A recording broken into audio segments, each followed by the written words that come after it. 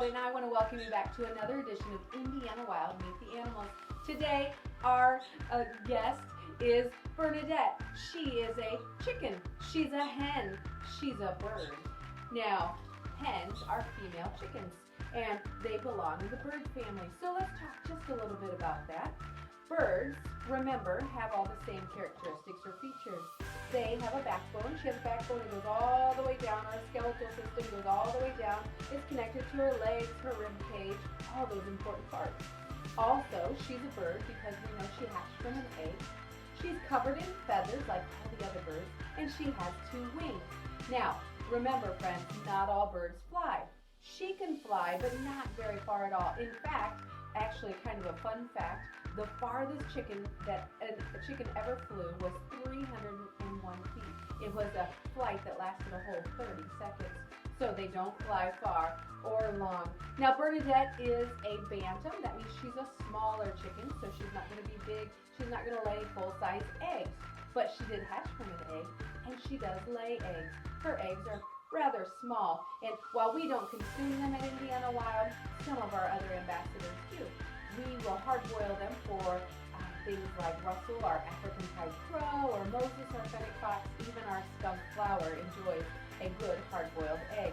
But back to her features as a bird. So she is covered in feathers. She does have 2 wings. She also has a beak or a bill. Remember, all birds have those. She has a beak, and she's going to use that when she's walking along in a farmyard, picking up out of the ground things like scratch, like seeds and things like that. Also, she has specialized feet. Now remember, her feet are going to be a little bit different than, say, Russell Crowe. They're going to be much smaller, and they're not going to be nearly as large as, say, Bubo, our Eurasian eagle owl. Remember, he has huge talons, and he has 2 toes facing forward or 2 toes facing backwards, where she has 3 and 1 facing backward. So they're going to have a specialized beak or a bill. They're going to have their feet. They're going to be covered in feathers, have 2 wings, hatched from an egg, and remember, they're going to be warm-blooded, just like us. Everybody take your hand, put it on your forehead. We're warm-blooded. Our body temperature doesn't change. It stays the same unless we have a cold. Now remember, that's going to be different from our cold-blooded friends because their temperature is going to change with their surroundings. So she is a bird. She is a chicken. Now that means a couple different things. One, she's diurnal. That means she's awake during the daytime just like us. Chickens will actually find a place to roost. They'll set up high to protect them from predators, and they'll sleep during the evenings.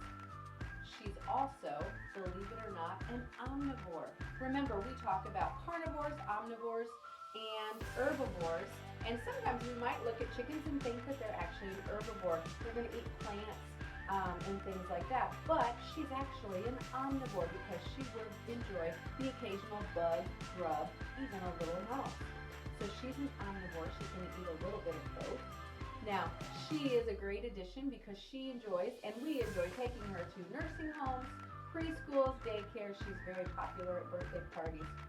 And at Indiana Wild, of course, we celebrate a 4-point mission: rescue or rehoming, culture, education, and conservation. And most of the time with her, we talk about a couple things. One is culture. The cultural connection that we have with animals is amazing. When we talk about animals in storybooks, animals in our holidays, animals in religion, also science and nature. And also we talk about animals in agriculture because chickens are a very, very important part of the agricultural community. Now, we're not here to tell people not to eat chickens because, well, people do, and I do too.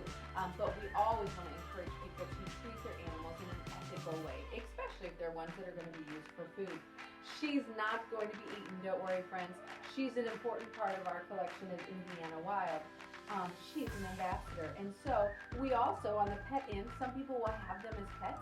And we want to encourage everybody, remember, it doesn't matter if you have a cat, a dog, a parakeet, or a goldfish. If you have a pet, it's a lifetime commitment. So we want to make sure that we encourage you to be a responsible pet owner.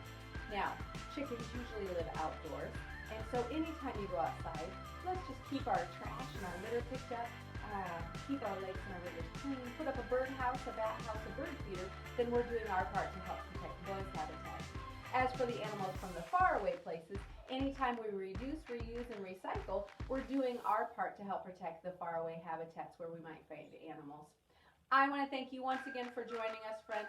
Remember, be safe, wash your hands, and don't forget to be wild. Thanks, friends. Have a great day.